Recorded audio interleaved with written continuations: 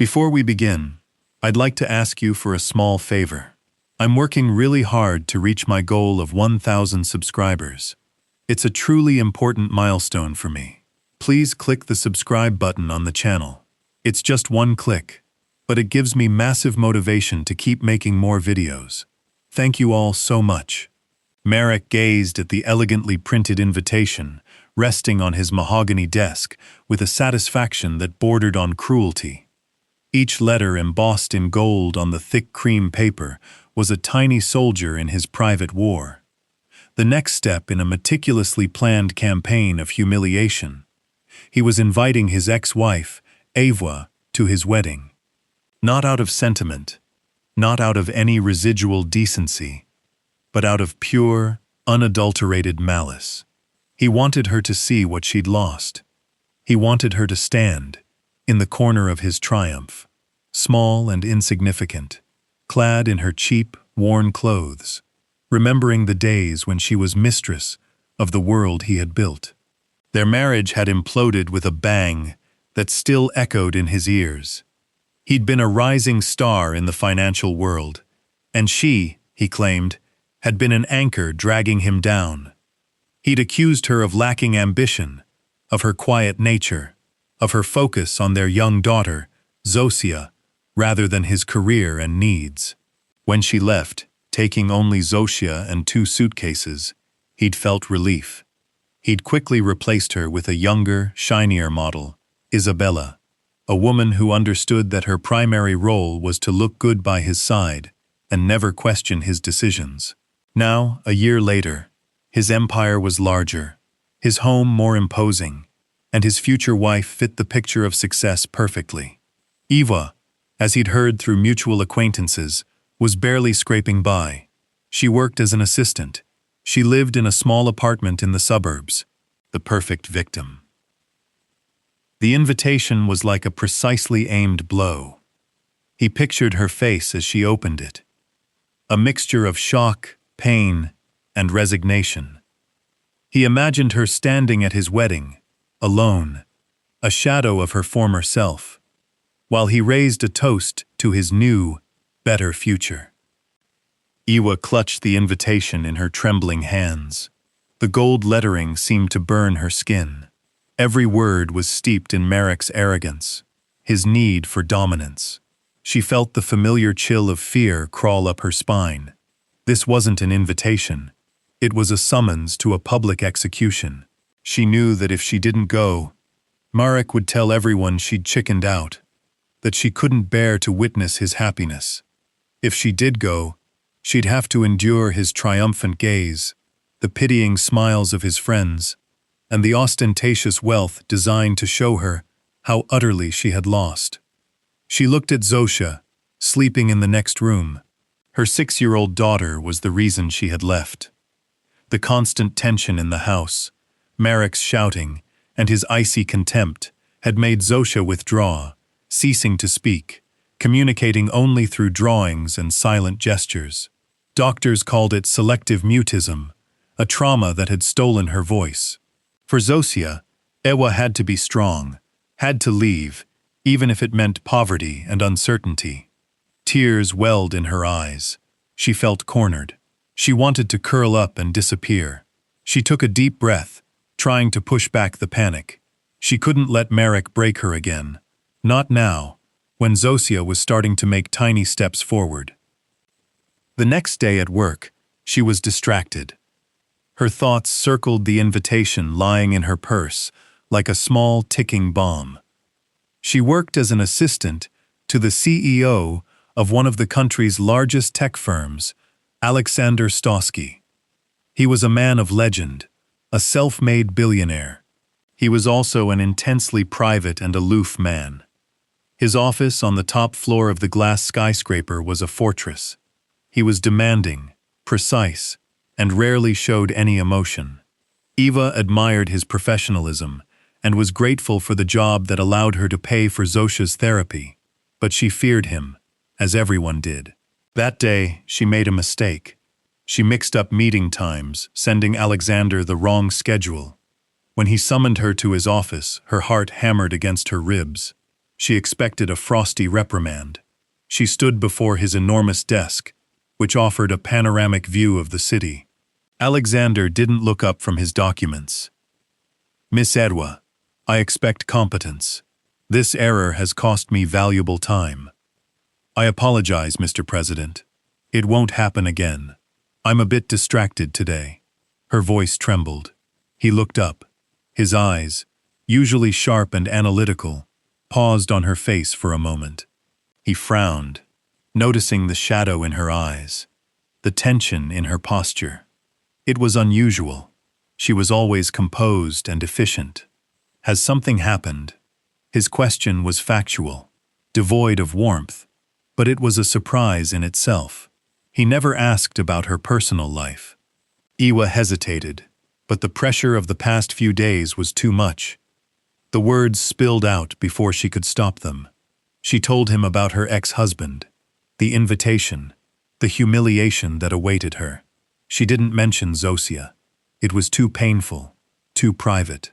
Aleksander listened in silence, his chin resting on his clasped hands. His face was unreadable. When she finished, silence fell in the office, broken only by the faint hum of the air conditioning. Ewa felt foolish. Why was she burdening this cold, powerful man with her problems? "Thank you for listening. I'm sorry. I shouldn't have." "When is the wedding?" he interrupted. "In 2 weeks. On Saturday." Silence fell again. Aleksander rose and walked to the window, gazing at the city below. He seemed lost in thought. Eva waited, unsure if she should stay or leave. "Cancel all my meetings for that Saturday," he said finally, turning back to her. "And schedule an appointment with my stylist. You'll need an appropriate outfit." Iwa blinked, confused. "I beg your pardon. I will accompany you," he announced. His tone brooks no argument. "This man wants to humiliate you because he perceives you as weak and alone. We will not give him that satisfaction. You will appear at his side with someone who will make your ex-husband feel small and insignificant. It's a simple strategy." Ejwa stood there, stunned. It was absurd. It was impossible. But why? Consider it an investment in employee efficiency. A stressed assistant makes mistakes. I don't like mistakes. Handle what I've asked. Before she could reply, he returned to his desk, signaling the end of the conversation. In the next 2 weeks, Ewa's life was turned upside down. Aleksander's stylist, a world-renowned designer, created a gown for her that was a work of art. Simple yet incredibly elegant in a deep sapphire hue, it perfectly accentuated her figure. She visited the hairdresser and the beautician. When she looked in the mirror, she barely recognized herself. The tired, lonely mother was gone. In her place stood a confident, dazzling woman. Aleksander also insisted on meeting her daughter. It was his condition. "I need to understand the entire situation," he had said. Iwa agreed hesitantly, afraid of how Zosia would react to a stranger, especially one so imposing. The meeting took place in their small apartment. Aleksander arrived punctually, dressed in his usual jeans and a cashmere sweater, which was a shock to Eva. He looked normal. He brought with him a huge drawing set with hundreds of crayons and paints. Zosia, as usual, hid behind Eva. Aleksander didn't try to engage her. He simply sat on the floor, opened the box, and started drawing. He said nothing, just focused on creating a fantastic landscape on the paper, with flying ships and castles in the clouds. After 10 minutes, Zosia slowly emerged from behind her mother, sat beside him, and picked up a red crayon. She began to add small red birds to his sky. They sat there for over an hour, communicating without words, only through colors and shapes. Ewa watched them with tears in her eyes. For the first time in months, she saw a hint of a smile on Zosia's face. In that moment, something in her perception of Aleksander cracked. Beneath the cold facade of the CEO, there was someone else. Someone who understood silence. someone who possessed an unexpected tenderness. On the wedding day, a sleek black car pulled up outside Ewa's house. Aleksander stepped out and opened her door. He looked impeccable, in a perfectly tailored suit. When he saw her, he froze for a moment. "You look stunning," he said quietly. And there was something more in his voice than a formal compliment. In the car, he explained his plan. "2 of my security guards will be with us. They'll be discreet, but visible. Their job is to create an aura of authority. We won't speak to anyone we don't want to. We will exude calm and confidence. Your ex-husband feeds on your fear. We won't give him any. When we arrive at the luxurious palace where the wedding is being held, Ewa, you'll feel the old fear return, but then you'll feel Aleksander's hand on yours. It will be warm and strong." He looked at her. "You are the strongest person I know. Please remember that." She took a deep breath and stepped out of the car. Their entrance was like a scene from a movie. All the guests turned their heads. A murmur swept through the hall. Ewa, in her sapphire gown, looked like a movie star. Beside her strode Aleksander Stawski, a face known from business magazine covers. Behind them, at a discreet distance, followed 2 burly men in suits. Marek stood by the entrance with his new wife. When he saw Ewa, his face first registered triumph, which quickly shifted to shock, and then disbelief. His gaze moved from Ewa to Aleksander, to the bodyguards, and his smile vanished. He approached them, trying to regain control. "Ewa, darling, it's nice you could make it." His voice was artificially cheerful. "And who is this? Your new boss?" Aleksander smiled coldly, not releasing Ewa's arm. "Aleksander Stawski. And Miss Ewa is far more than just my employee. She is a close friend and one of the most valuable people in my company." Marek paled. Aleksander's rank and power were overwhelming. Everyone in the room felt it. Ewa's humiliation plan was crumbling before his eyes. For the rest of the evening, he tried to ignore them, but it was impossible.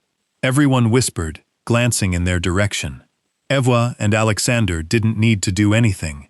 They simply were, sitting at their table, talking quietly, creating an inaccessible island of peace and strength around themselves.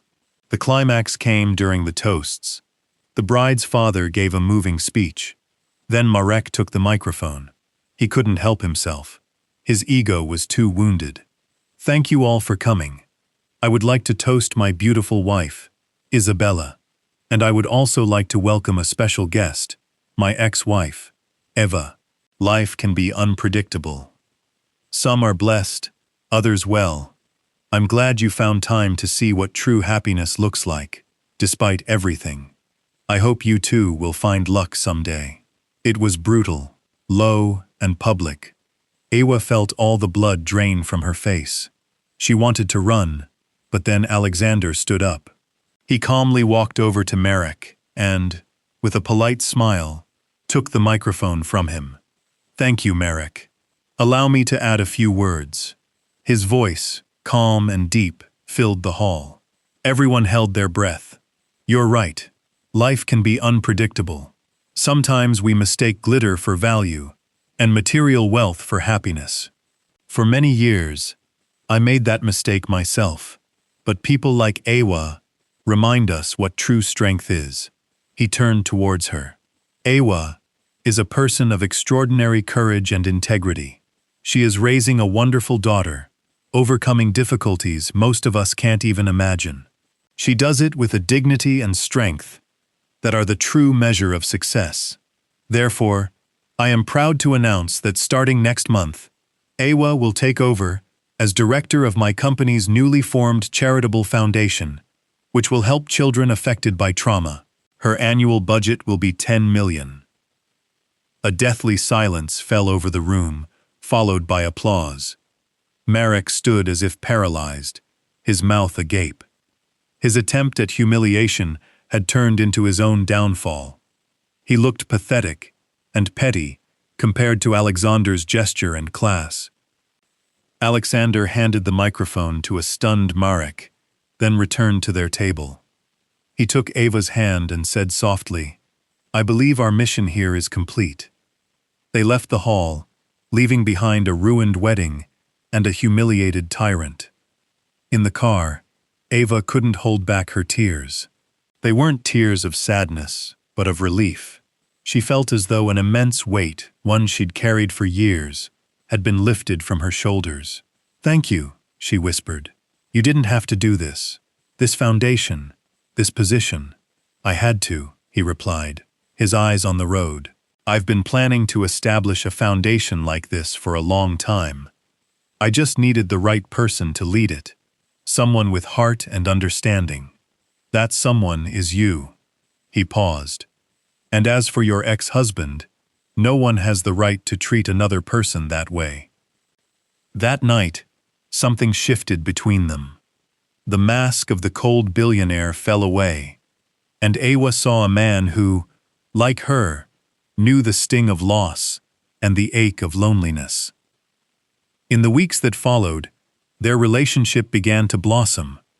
Aleksander visited her, and Zosia, more and more frequently. They spent weekends together, discovering a shared love for old movies and long walks in the woods. In the safety and peace of their presence, Zosia began to open up. One day, as Aleksander was reading her a fairy tale, she uttered a word for the first time in over a year. "Alex." A year later, Ava stood in the garden of a beautiful country house, a house that was now her home. She watched as Aleksander and Zosia built a sandcastle.